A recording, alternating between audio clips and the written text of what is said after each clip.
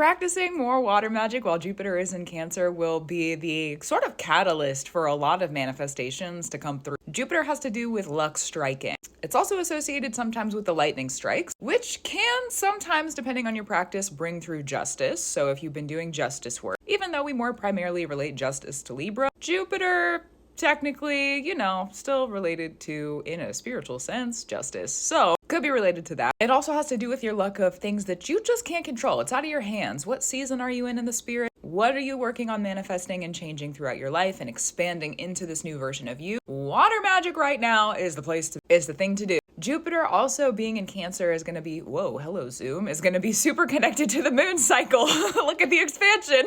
That was a really, really geeked example, but still, being connected to the moon cycle and being connected to the water, if you want to work with the moon cycles for expansion, you'll find that luck is probably on your side. Set some intentions on the new moon. First quarter moon, we've got some directional stuff. Where am I going to go? What am I going to do with this? I can see the light again. Full moon, clarity. There's the revealing. Now I'm healing. Now I'm letting go of some things and I can move on. Third quarter moon. Oh, wow. I've made it into a position. I can see clearly where I've gone. And I can see clearly also I'm headed into the dark and there's a new adventure ahead of me. And then we close the cycle with the balsamic moon. We finalize it. We ground it. And then we go into the next new moon. New intentions and all that good stuff. That process, and also however else you work with the moon cycle, because that's going to be kind of a personal thing in my opinion, that right now is also helping turn the luck of Jupiter. We also, not to mention this, but I'm going to bring it up because I feel like it's important. We've got an eclipse season coming up in September. September 7th is a full moon in Pisces, lunar eclipse. September 21st is a new moon in Virgo, and it's going to be our solar eclipse. Have you just had some bad luck for a while? Just sucked for kind of seemingly no reason. Maybe you can see it, maybe you can't, okay?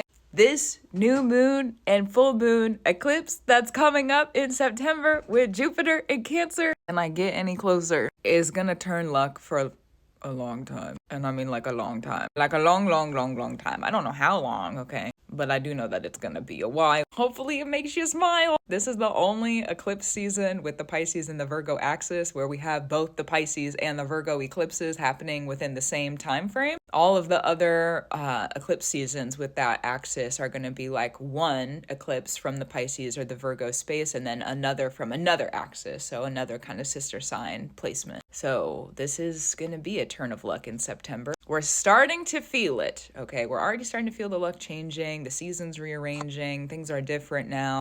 Once we come to that eclipse season in September, though, things are going to get pretty real. They're going to get pretty real. So how do you feel about it? How do you feel about the direction you're going in? How do you feel about the luck that you're creating for yourself? You could look at your Jupiter placement in your chart, kind of study up on it, get familiar with it. That's also going to help. If you have any 9th house, moon, Cancer, 4th house, Jupiter crossovers, Sagittarius also, you're going to be kind of overly influenced by Jupiter in Cancer, or it'll be more of a direct impact on you. So you'll feel it maybe a little bit more strongly than your friends or people around you. So just a heads up on that one. Also means you have more direct access to harness the power of it. So there's that too. If you want to tap in, I would suggest it's a good idea. We also too have to remind ourselves that Cancer requires us occasionally to rest. Sometimes Jupiter is like, yes, go, let's adventure, let's do the thing, let's learn. It's very up and about it and like moving forward. It's the archer, I have shots to take, let me ride. But it being in Cancer, sometimes we have to slow down a little bit. Let's come back to home, we need to take a nap, you gotta rest a little bit, gotta feel through your emotions. So if you're someone who is very like fire driven, just remember that with Jupiter in Cancer and the turning of the luck, sometimes we have to be a little bit kind of calm about it. Okay, let me connect with myself. But that's pretty much it for this one. It's a pretty good transit, Water magic, you make that moon water, you give water as offering. You're including water in rituals and spells. What you doing? Water magic, okay? You giving water to your plants. That counts. If you would count that as magic, I would count it as magic. That counts, okay? What else? You making those freezer spells?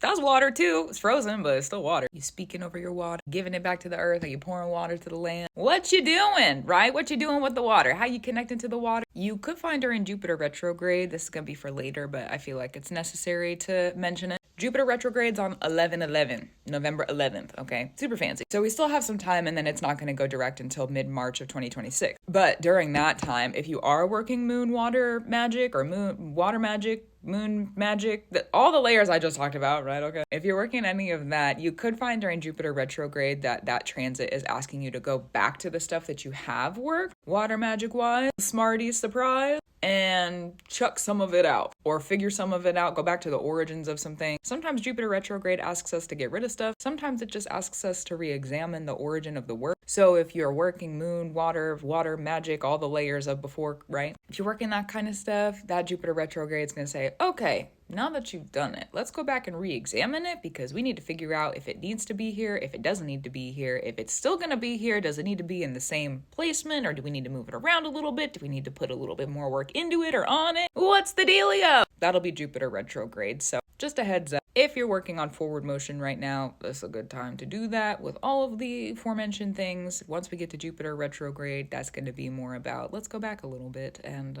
figure out if this stuff is still working for us. And if it is, how, and if not, let it go. And now you know. Gratitude, reverence, and love to you. Keep up the brew. Keep doing what you need to do. I for sure will too. And I'll talk to you soon. Also true.